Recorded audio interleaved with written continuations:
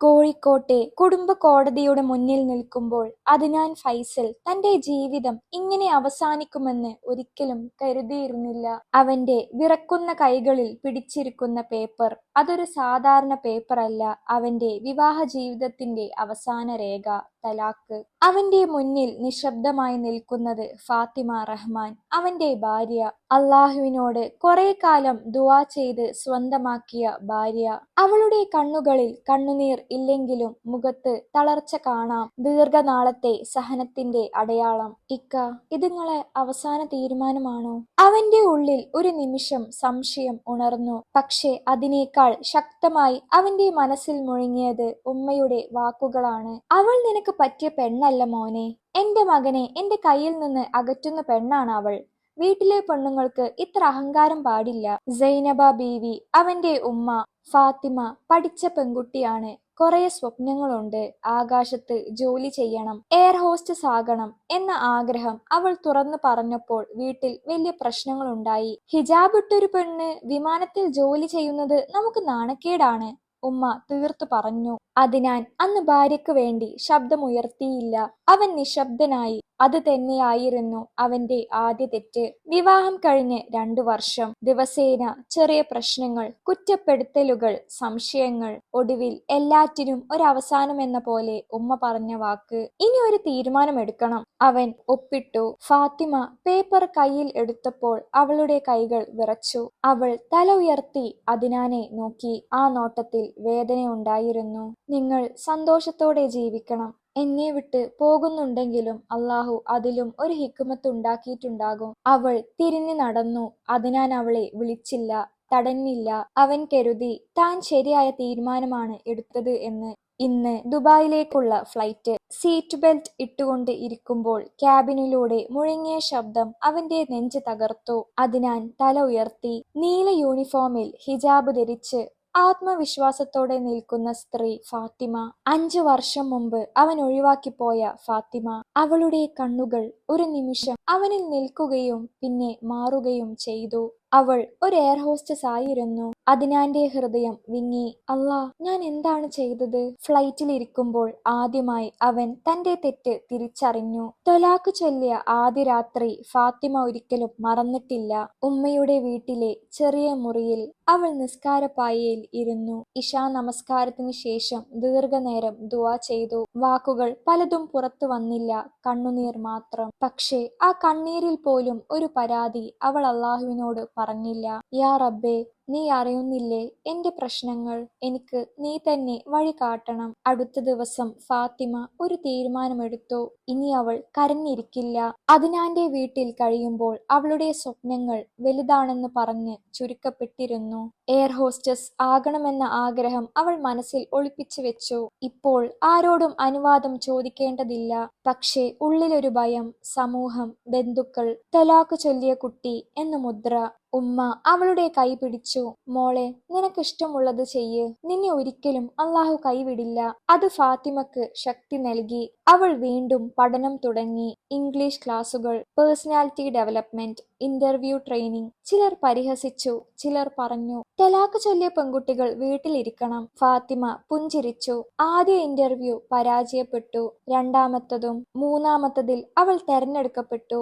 Uniform ആദ്യമായി അണിഞ്ഞ ദിവസം കണ്ണാടിയിൽ നോക്കിയപ്പോൾ അവൾക്ക് തന്നെ അവളെ തിരിച്ചറിയാനായില്ല. ആകാശം അവൾക്ക് സ്വാതന്ത്ര്യം നൽകുന്നതായി തോന്നി. ഓരോ ഫ്ലൈറ്റും അവൾക്കൊരു വിജയകഥ. യാത്രക്കാരുടെ നന്ദി, സഹപ്രവർത്തകരുടെ സ്നേഹം, ഇതെല്ലാം അവൾക്ക് നഷ്ടപ്പെട്ട ആത്മവിശ്വാസം തിരികെ നൽകി. പക്ഷേ രാത്രികളിൽ ഒറ്റക്കാകുമ്പോൾ ചില ഓർമ്മകൾ അവളെ തേടി വരും. അദ്നാന്റെ മുഖം, ഒരുമിച്ചിരിക്കുന്ന ഓർമ്മകൾ, ഒരു കാലത്ത് കണ്ട സ്വപ്നങ്ങൾ. അവൾ ആ ഓർമ്മകളെ വെറുത്തില്ല. പക്ഷേ അതാലോചിച്ചിരുന്ന് സമയവും കളഞ്ഞില്ല.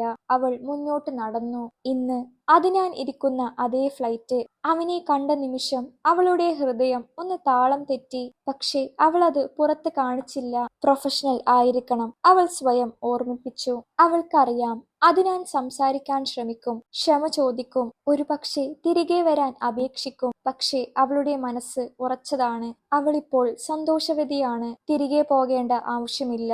അദ്നാന് സീറ്റിൽ നേരെ ഇരിക്കാൻ പോലും കഴിയാത്ത അവസ്ഥയായിരുന്നു. കണ്ണുകൾ ഇടയ്ക്കിടെ ക്യാബിനിലൂടെ സഞ്ചരിച്ചെങ്കിലും അവൾ വീണ്ടും വരുമോ എന്ന പ്രതീക്ഷയിൽ അവന്റെ ഹൃദയം അസ്വസ്ഥമായി മിടിച്ചു. അവൾ വന്നു. ഫാത്തിമ അടുത്ത സീറ്റിലെ യാത്രക്കാരന് ചായ നൽകി. അവളുടെ ശബ്ദം ശാന്തം. അവളെ നോക്കുമ്പോൾ അദ്നാനെ പിടികൂടിയത് ഒരു കഠിന സത്യമായിരുന്നു. അവൾക്ക് അവനെ ആവശ്യമില്ല. അവൾ ജോലി തീർത്ത് തിരിയാൻ ഒരുങ്ങിയപ്പോൾ അദ്നാൻ ധൈര്യം സംഭരിച്ചു. ഫാത്തിമ. അവളുടെ പേര് അവന്റെ വായിൽ നിന്ന് പുറത്തു വന്ന നിമിഷം അവളൊന്ന് നിന്നു. പതുക്കെ തിരിഞ്ഞു നോക്കി. ആ കണ്ണുകളിൽ പഴയ സ്നേഹമില്ല, വൈരാഗ്യം പോലുമില്ല, വെറും അകലം. സർ, അവൾ പ്രൊഫഷണൽ ശബ്ദത്തിൽ ചോദിച്ചു. ആ വിളി അവനെ വേദനിപ്പിച്ചു. നമുക്കൊന്ന് സംസാരിച്ചാലോ? അവൻ പതുക്കെ ചോദിച്ചു. ഒരു നിമിഷം മൗനം. ചുറ്റുമുള്ള ശബ്ദങ്ങൾക്കിടയിൽ പോലും ആ മൗനം ഭാരമായി. ഇപ്പോൾ ഞാൻ ഡ്യൂട്ടിയിലാണ്, അവൾ ശാന്തമായി പറഞ്ഞു. ഫ്ലൈറ്റ് ലാൻഡ് ചെയ്തതിനു ശേഷം ആവാം. അവൾ മാറി നടന്നു. അദ്നാൻ സീറ്റിലേക്ക് വീണു പോയതുപോലെ ഇരുന്നു. അവന്റെ മനസ്സ് പിന്നിലേക്ക് പോയി. താനന്ന് സംസാരിക്കാൻ തയ്യാറായിരുന്നുവെങ്കിൽ, അവളുടെ സ്വപ്നങ്ങൾക്കൊപ്പം നിന്നിരുന്നുവെങ്കിൽ, ഉമ്മയെ എതിർത്തിരുന്നുവെങ്കിൽ. ഫ്ലൈറ്റ് ലാൻഡ് ചെയ്തപ്പോൾ യാത്രക്കാർ ഇറങ്ങാൻ തയ്യാറായി. അദ്നാൻ അവളെ തിരക്കിനിടയിൽ കണ്ടു. ഡ്യൂട്ടി തീർന്ന അവൾ ഗേറ്റിനടുത്ത് നിൽക്കുന്നു. അവൻ അടുത്തു ചെന്നു. ഫാത്തിമ, എനിക്ക് 5 മിനിറ്റ് മതി. അവന്റെ ശബ്ദത്തിൽ അപേക്ഷയുണ്ടായിരുന്നു. അവൾ ആഴത്തിൽ ശ്വാസമെടുത്തു. 5 മിനിറ്റ്, അതിലധികമില്ല. അവർ എയർപോർട്ടിന്റെ ഒരു ശാന്തമായ കോണിലേക്ക് മാറി. നിനക്ക് സുഖമാണോ? അദ്നാൻ ചോദിച്ചു. ഫാത്തിമ പുഞ്ചിരിച്ചു. അൽഹംദുലില്ലാ, നന്നായി പോണു. ഞാൻ ചെയ്തത് തെറ്റായിപ്പോയി. അവന്റെ ശബ്ദം ഇടറി. അന്ന് ഞാൻ ഉമ്മയുടെ വാക്കുകൾ. അവൾ കൈ ഉയർത്തി. അദ്നാൻ, അവൾ ഉറച്ച ശബ്ദത്തിൽ പറഞ്ഞു. എന്റെ ജീവിതത്തിൽ കുറേയധികം തെറ്റായ തീരുമാനങ്ങൾ ഞാൻ എടുത്തിട്ടുണ്ട്. പക്ഷേ എന്റെ ജീവിതത്തിൽ നിങ്ങളെ ഒഴിവാക്കിയതാണ് ഞാൻ ചെയ്ത ഏറ്റവും വലിയ നല്ല തീരുമാനം. അവന്റെ കണ്ണുകൾ നിറഞ്ഞു. ഫാത്തിമ, എനിക്ക് നിന്നെ തിരികെ വേണം. അവൻ തുറന്നു പറഞ്ഞു. നമുക്ക് വീണ്ടും തുടങ്ങാം. ഫാത്തിമ അവനെ നോക്കി. അവളുടെ കണ്ണുകളിൽ കരുണ ഉണ്ട്, പക്ഷേ സ്നേഹമില്ലായിരുന്നു. അദ്നാൻ, ഞാനിപ്പോൾ സന്തോഷവതിയാണ്, സമാധാനവുമുണ്ട്. എനിക്ക് തിരികെ പോകാൻ ആഗ്രഹമില്ല. അവൾ തിരിഞ്ഞു നടന്നു. അദ്നാൻ അവിടെ തന്നെ നിന്നു. അവൻ മനസ്സിലാക്കി, ചില നഷ്ടങ്ങൾ തിരികെ കിട്ടില്ല.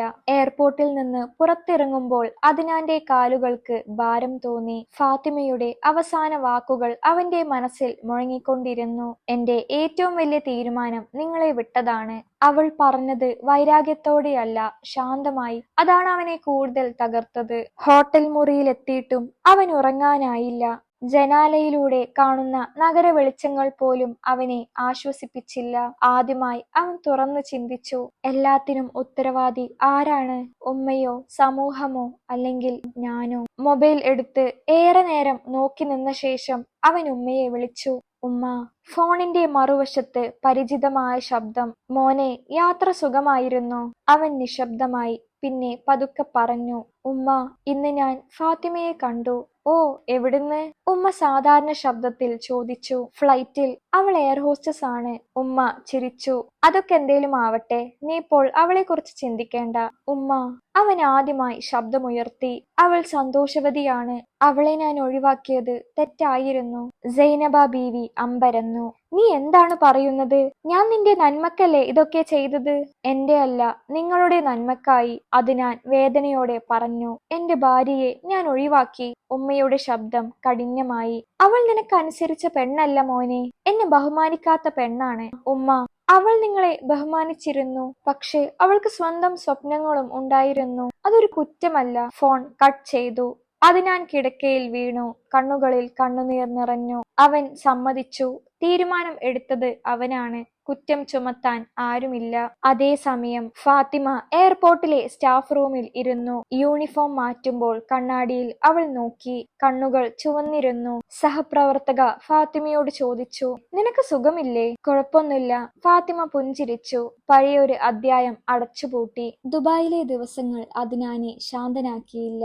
മീറ്റിങ്ങുകളും ഫയലുകളും ചർച്ചകളും എല്ലാം അവന്റെ മുന്നിലൂടെ കടന്നുപോയെങ്കിലും മനസ്സ് ഒരിടത്ത് തന്നെ കുടുങ്ങി നിന്നു. നിന്നു. ഫാത്തിമ അവൾ പറഞ്ഞ ഇല്ല എന്ന വാക്ക് അവന്റെ അഹങ്കാരത്തെ മാത്രമല്ല അവന്റെ ആത്മവിശ്വാസത്തെയും തകർത്തിരുന്നു. എങ്കിലും അവൻ വിശ്വസിച്ചു. ഒരിക്കൽ കൂടി സംസാരിക്കാം, ഒരിക്കൽ കൂടി അപേക്ഷിക്കാം. അവൾ സമ്മതിക്കുമെന്നൊരു പ്രതീക്ഷ. ഫ്ലൈറ്റ് ഷെഡ്യൂൾ പരിശോധിച്ച് അവൻ വീണ്ടും അവളെ ബന്ധപ്പെടാൻ ശ്രമിച്ചു. ഫാത്തിമ, ഞാൻ നിന്നെ ബുദ്ധിമുട്ടിക്കാനല്ല, എനിക്ക് കുറച്ച് കാര്യങ്ങൾ പറയാനുണ്ട്, ഒന്ന് കാണാമോ? അവൾ മറുപടി നൽകിയില്ല. അതിനാൽ ആ മറുപടി ഇല്ലായ്മയിൽ പോലും ഒരു അർത്ഥം കണ്ടെത്താൻ ശ്രമിച്ചു. അതേസമയം ഫാത്തിമയുടെ ജീവിതം മുന്നോട്ട് നീങ്ങുന്നു. അവൾക്കൊപ്പം ട്രെയിനിങ്ങിൽ ഉണ്ടായിരുന്ന സലീം ഇപ്പോൾ അവളുടെ ഏറ്റവും നല്ല സുഹൃത്തായി മാറി. ശാന്തനായ, വിനയമുള്ള, കാര്യങ്ങൾ തുറന്നു സംസാരിക്കുന്ന ഒരാൾ. അവളുടെ ജീവിതത്തെക്കുറിച്ച് അവനറിയാം, വിവാഹവും ഡിവോഴ്സും എല്ലാം. നീ വളരെ ശക്തിയുള്ളവളാണ് ഫാത്തിമ, അവൻ ഒരിക്കൽ പറഞ്ഞു. ആ വാക്കുകൾ അവൾക്ക് ആത്മവിശ്വാസം നൽകി. സലീമിനോട് അവൾക്കൊരു നന്ദി മാത്രമേ ഉണ്ടായിരുന്നുള്ളൂ, പ്രണയമല്ല. ഒരു വൈകുന്നേരം ഫാത്തിമയെ കാത്ത് എയർപോർട്ടിൽ പുറത്ത് ഒരാൾ നിൽക്കുന്നു. അതിനാൽ അവൾ ദൂരെ നിന്ന് അവനെ കണ്ടു. ഒരു നിമിഷം അവളുടെ ഹൃദയം പഴയ ഓർമ്മകളിലേക്ക് വഴുതിയെങ്കിലും അവൾ അത് നിയന്ത്രിച്ചു. നിങ്ങൾ എന്താണ് ഇവിടെ? അവൾ നേരെ ചോദിച്ചു. ഒരവസരം, അവൻ പറഞ്ഞു. ഞാൻ മാറിയെന്ന് തെളിയിക്കാൻ. അതിനാൽ അവൾ ശാന്തമായി പറഞ്ഞു. നിങ്ങൾ മാറിയോ ഇല്ലയോ എന്ന് നോക്കേണ്ട ആവശ്യം ഇനി എനിക്കില്ല. എനിക്കിപ്പോഴും നിന്നെ ഇഷ്ടമാണ്, അവൻ വേദനയോടെ പറഞ്ഞു. സ്നേഹം മാത്രം പോരാ, അവൾ പറഞ്ഞു. അന്ന് നിങ്ങൾ എനിക്ക് വേണ്ടി കാത്തുനിന്നില്ല. അവൾ തിരിഞ്ഞു നടന്നു. അതിനാൽ അവിടെ തന്നെ നിന്നു ആകാശത്തേക്ക് നോക്കി. ആയിഷ കാറിൽ കയറിയപ്പോൾ സലീമിന്റെ സന്ദേശം ഫോണിൽ കണ്ടു. ഫ്ലൈറ്റ് കഴിഞ്ഞോ? ഒരു കോഫി കുടിച്ചാലോ? അവൾ പുഞ്ചിരിച്ചു. അതെ, കുടിക്കാം. അതിനാൽ ദുബായിൽ നിന്ന് മടങ്ങിയെത്തിയപ്പോൾ അവന്റെ വീട്ടിലെല്ലാം പഴയതുപോലെ തന്നെയായിരുന്നു. ഉമ്മയുടെ ശബ്ദം, മുറിയിലെ ഫർണിച്ചർ ഒന്നും മാറിയില്ല. പക്ഷേ അവൻ മാറി. രാത്രിയിൽ ഉറങ്ങാൻ കഴിയാതെ അവൻ ബാൽക്കണിയിൽ ഇരുന്നു. താഴെ റോഡിലൂടെ പോകുന്ന കാറുകളുടെ വെളിച്ചം അവന്റെ മനസ്സിലെ ചിന്തകളെ പോലെ തന്നെ അസ്വസ്ഥമായിരുന്നു. ആദ്യമായി അവൻ സ്വന്തം ജീവിതത്തെ ഒരു പുറം നോട്ടത്തിൽ നിന്ന് കണ്ടു. ഞാൻ എന്താണ് നേടിയെടുത്തത്? ഉമ്മയെ സന്തോഷിപ്പിച്ചു, പക്ഷെ എന്നെ? അവൻ നിസ്കരിക്കാൻ എഴുന്നേറ്റു. സുജൂദിൽ നെറ്റിവെച്ചപ്പോൾ കണ്ണുനീർ തുള്ളികളായി ചോർന്നു. അത് പശ്ചാത്താപത്തിന്റെ ആദ്യ രൂപമായിരുന്നു. അല്ലാ, എന്റെ തീരുമാനങ്ങൾ കൊണ്ട് ഒരാളുടെ ഹൃദയം ഞാൻ തകർത്തു, എന്നോട് ക്ഷമിക്കണേ. പക്ഷേ ദുആ കഴിഞ്ഞിട്ടും ഒരു സത്യം അവനെ പിന്തുടർന്നു. പശ്ചാത്താപം ഉണ്ടായാലും തിരികെ പോകാൻ കഴിയില്ല.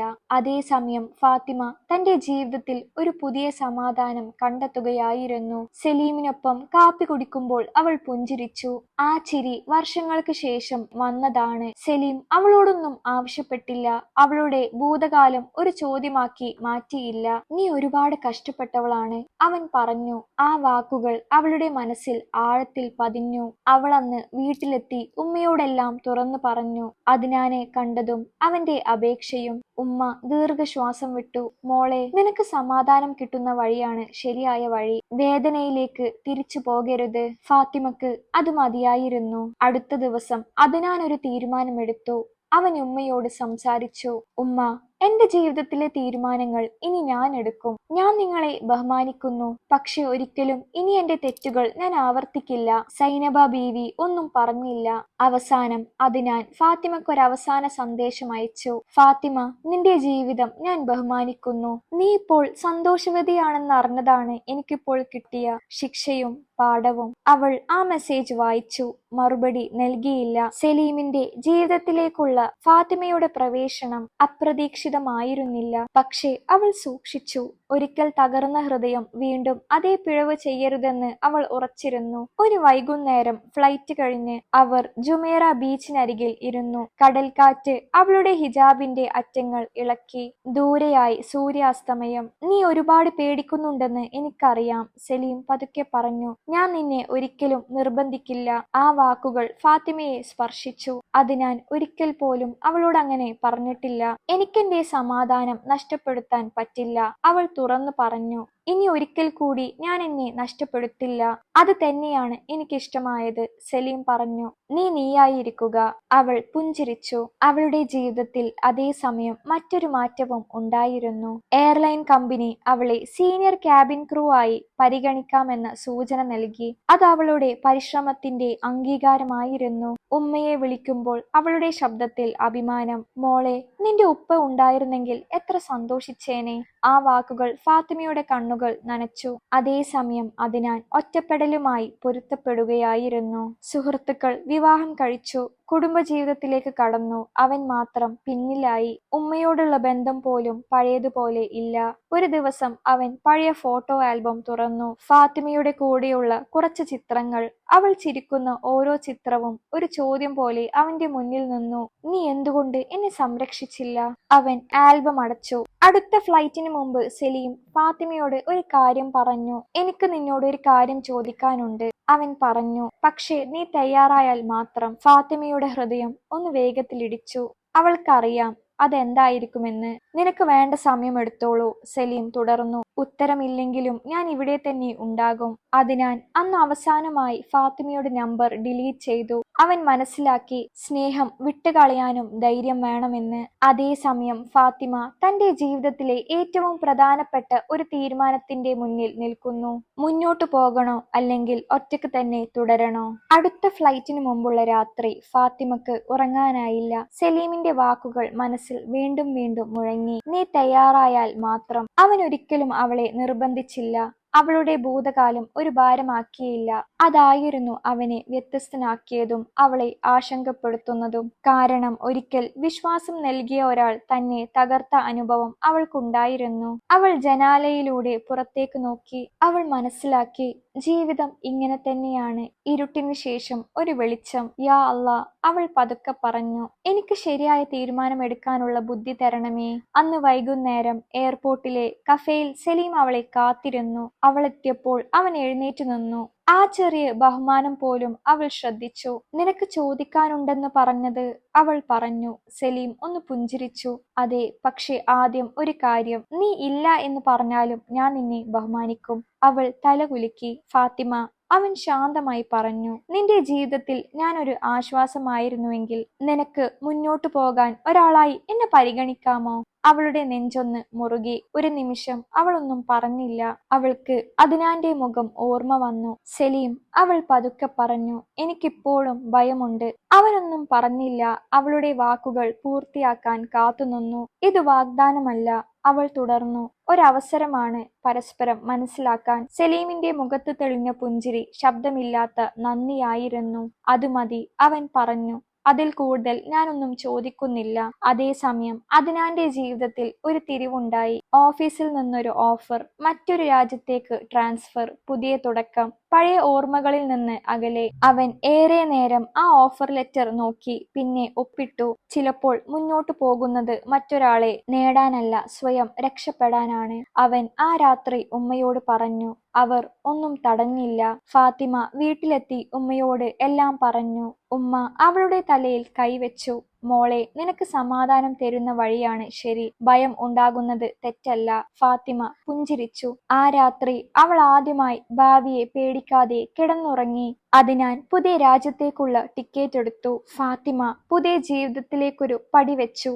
രണ്ടുപേർ, രണ്ടു വഴികൾ, അവസാനം ശരിയായ ദിശയിൽ. സമയം ഒരിക്കലും ഒരേ രീതിയിൽ എല്ലാവർക്കും നീങ്ങുന്നില്ല. ഫാത്തിമയുടെ ജീവിതത്തിൽ അത് ശാന്തമായി ഉറപ്പോടെ മുന്നോട്ട് നീങ്ങുന്നു. സലീമിനൊപ്പം ചെലവഴിക്കുന്ന സമയം അവളെ മാറ്റിയില്ല. അവൾക്ക് അവളായിരിക്കാനുള്ള സ്ഥലം തന്നു. അവർ തമ്മിലുള്ള സംഭാഷണങ്ങൾ ലളിതമായിരുന്നു. വലിയ വാഗ്ദാനങ്ങളില്ല, ഭാവിയെക്കുറിച്ചുള്ള അമിത സ്വപ്നങ്ങളില്ല. പക്ഷേ പരസ്പര ബഹുമാനം ഉണ്ടായിരുന്നു. അതാണ് ഫാത്തിമക്ക് ഏറ്റവും വിലപ്പെട്ടത്. ഒരു ദിവസം സലീം അവളോട് പറഞ്ഞു, എനിക്ക് നിനക്ക് മേൽ അവകാശമുണ്ടെന്ന് തോന്നുന്നില്ല, പക്ഷെ നിനക്കൊപ്പം നടക്കാൻ ആഗ്രഹമുണ്ട്. അവൾ പുഞ്ചിരിച്ചു. അത് അവളുടെ സമ്മതമായിരുന്നു. അവൾക്ക് സീനിയർ ക്യാബിൻ ക്രൂ പദവി ഔദ്യോഗികമായി ലഭിച്ച ദിവസം ഉമ്മയെ വീഡിയോ കോൾ ചെയ്തു. ഉമ്മയുടെ കണ്ണുകൾ നിറഞ്ഞു. മോളെ, നീ എത്ര ദൂരം വന്നിരിക്കുന്നു. ആ വാക്കുകളിൽ ഫാത്തിമ തന്റെ ജീവിതത്തിന്റെ ലക്ഷ്യം കണ്ടു. ഒരു കാലത്ത് ത്വലാഖ് ചൊല്ലിയ പെൺകുട്ടി എന്ന മുദ്ര ഇന്നവൾക്ക് അഭിമാനമായി. അതേസമയം അദ്നാൻ പുതിയ രാജ്യത്ത് പുതിയ ജോലിയിൽ പ്രവേശിച്ചു. പുതിയ വീട്, പുതിയ ഓഫീസ്, പുതിയ ആളുകൾ, എല്ലാം പുതുതായിരുന്നു. പക്ഷേ മനസ്സിലെ ശൂന്യത മാറിയില്ല. രാത്രിയിൽ ജോലി കഴിഞ്ഞ് വീട്ടിലെത്തുമ്പോൾ നിശബ്ദത അവനെ ഭയപ്പെടുത്തി. അല്ലാ, നഷ്ടപ്പെട്ടത് അംഗീകരിക്കാനുള്ള കഴിവ് എനിക്ക് തരണേ. ഫാത്തിമയും സലീമും തമ്മിലുള്ള ബന്ധം ഔദ്യോഗികമാക്കാൻ അവർ തീരുമാനിച്ചു. കുടുംബങ്ങളെ അറിയിക്കാനുള്ള സമയം അടുത്തിരുന്നു. ഫാത്തിമ ഉമ്മയോട് പറഞ്ഞു, എനിക്കിപ്പോൾ ഭയമില്ല. അവൻ എന്നെ മാറ്റാൻ ശ്രമിക്കുന്നില്ല. ഉമ്മ ശാന്തമായി പറഞ്ഞു, അതുകൊണ്ടാണ് അത് ശരിയാകുന്നത്. ഒരു ദിവസം ഫാത്തിമയുടെ ഫോണിൽ ഒരു പഴയ നമ്പർ. അദ്നാൻ ഒരു നിമിഷം അവൾ നോക്കി, പിന്നെ കോൾ എടുക്കാതെ ഫോൺ മറച്ചു വെച്ചു. അവൾക്കതിൽ വിഷമം തോന്നിയില്ല, കോപവും ഇല്ല. അത് അടഞ്ഞ അധ്യായമായിരുന്നു. അദ്നാൻ ആ കോൾ കട്ട് ചെയ്തതിനു ശേഷം ഒരു ദീർഘശ്വാസമെടുത്തു. ഒരു മറുപടി അവൻ പ്രതീക്ഷിച്ചിട്ടില്ല, പക്ഷേ അത് ചെയ്യേണ്ടതായിരുന്നു. അവൻ പുഞ്ചിരിച്ചു. ഇതാണ് എന്റെ പാഠം. കാലം എല്ലാം മായ്ക്കുമെന്നത് പൂർണ്ണമായ സത്യമല്ല. ചില ഓർമ്മകൾ മായാതെ തന്നെ നിൽക്കും. ഫാത്തിമയും അദ്നാനും അതാണ് പഠിച്ചത്, രണ്ട് വ്യത്യസ്ത വഴികളിലൂടെ.